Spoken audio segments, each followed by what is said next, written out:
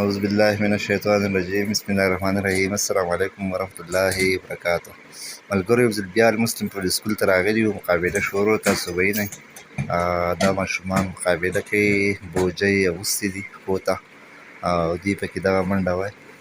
نو راځئ ګورو چې څوک مقابله ګټي.